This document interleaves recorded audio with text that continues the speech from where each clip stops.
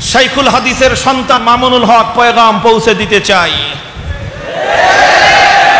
তোমরা মনে করতেছো শাইখুল হাদিস নাই, পীর সাহেব চরমনাই নাই, মুফতি আমিনী নাই, সর্বশেষ শাইখুল ইসলাম আহমদ শফিও নাই।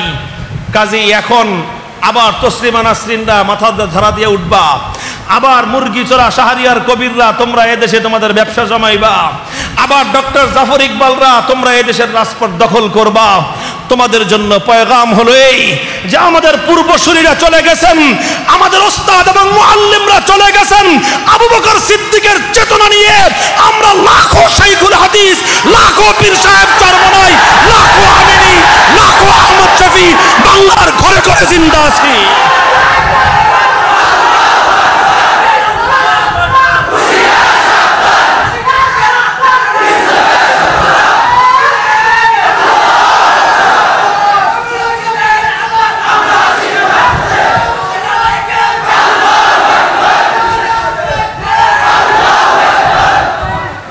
ইনশাআল্লাহ আমাদের সামনে অনেকগুলো ফ্রন্ট আছে, যুদ্ধের অনেকগুলো ক্ষেত্র, সংগ্রামের ময়দান রয়ে গেছে আমাদের সামনে।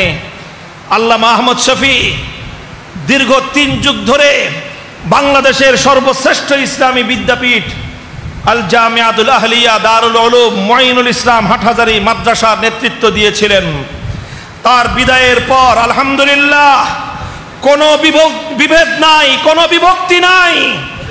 হাটহাজারী মাদ্রাসার মজলিসে শুরা ঐতিহাসিক সিদ্ধান্তের মাধ্যমে হাটহাজারীর সমস্ত বিভেদ দূর করে তারা সকলে ইস্পাত কঠিন সীসাতলা প্রাচীরের মতো ঐক্যবদ্ধ হয়ে দাঁড়িয়ে গেছে।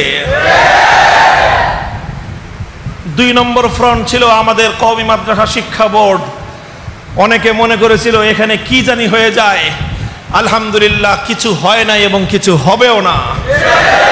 সংঘবদ্ধ হয়ে গেছি আমরা ওই শিক্ষা বোর্ডেও, কোনো বিভেদ নাই, বিভ্রান্তির কোনো সুযোগ নাই। ওলামায়ে উম্মত শিক্ষা বোর্ডের মধ্যে সব ধরনের অনৈক্যকে দুপায়ে দলে তারা ঐক্যের ঝান্ডা নিয়ে সামনে অগ্রসর হবেন ইনশাআল্লাহ। 2টা গেছে।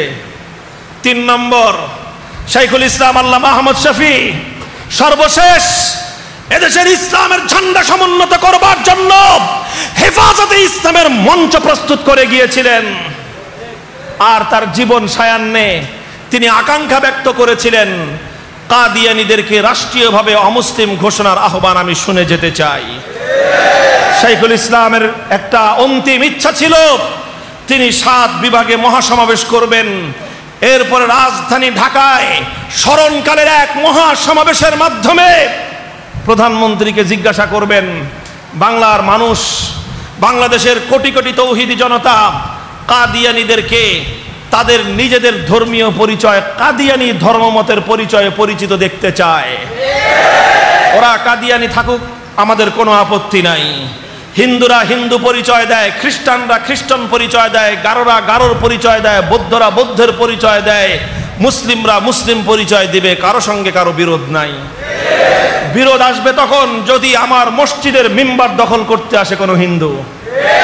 বিরোধ বাঁধবে তখন যদি কোনো মসজিদের ইমাম গিয়ে মন্দির দখল করতে চায়। তখন সেই অনিবার্য সংঘাত রুখে দেওয়ার সাধ্য কারো নাই। কাদিয়ানীরা অমুসলিম হয়ে আমার ইসলামের মসজিদ, আমার কোরআনকে যদি দখল করতে চায়, আল্লাহর জমিনে আমরা বরদাস্ত করতে পারি না।